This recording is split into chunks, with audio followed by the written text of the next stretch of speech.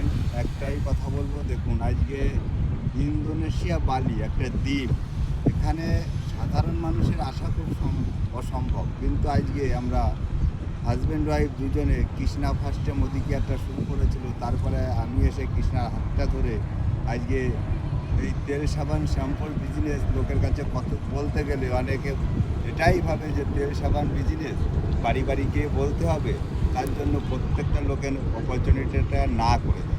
কিন্তু আজকে আমরা দুজনে বুঝেছিলাম যে এই অপরচুনিটির থেকে এক সময় প্রচুর লক্ষ লক্ষ টাকা ইনকাম করতে পারবো এবং অসাধারণ একটা লাইফ বিল্ড করতে পারবো, যেটা একটা সাধারণ মানুষ পারে না। কিন্তু আজকে মোদি কেয়ারটা করে আমি আর কৃষ্ণা কিন্তু সেই অসাধারণ লাইফটা বিল্ড করতে পারছি।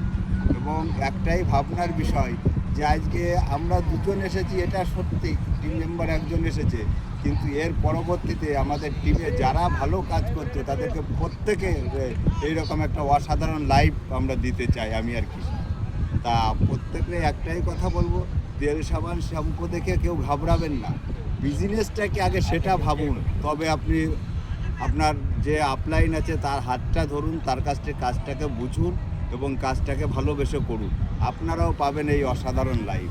কালকে যখন আমরা ফ্লাইটে আসছিলাম তখন ফ্লাইটের উপর থেকে দেখতে পাচ্ছি যে সমুদ্রের ভিতর ছোট ছোট তারা যেমন আকাশে ফুটে ওঠে, সেই রকম সমুদ্রের ভিতর ছোট ছোট জাহাজ দেখা যাচ্ছে। আজকে এই লাইফ কোথা থেকে পেতাম বলুন তো, যদি মোদি কেয়ারটাকে ভালোবেসে না করতাম। তা আমরা দুজন সমস্ত আপলাইনকে থ্যাংক ইউ জানাবো।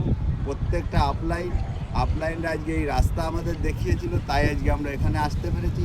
আর আমাদের সঙ্গে যারা আছে আমরাও তাদেরকে একটাই মেসেজ দিতে চাই, আপনারা আপনাদের যার যা আপলাইন আছে তাদের কথাটা শুনুন এবং কাজটাকে ভালোবেসে করুন, আপনারাও এই অসাধারণ লাইফ লিড করুন।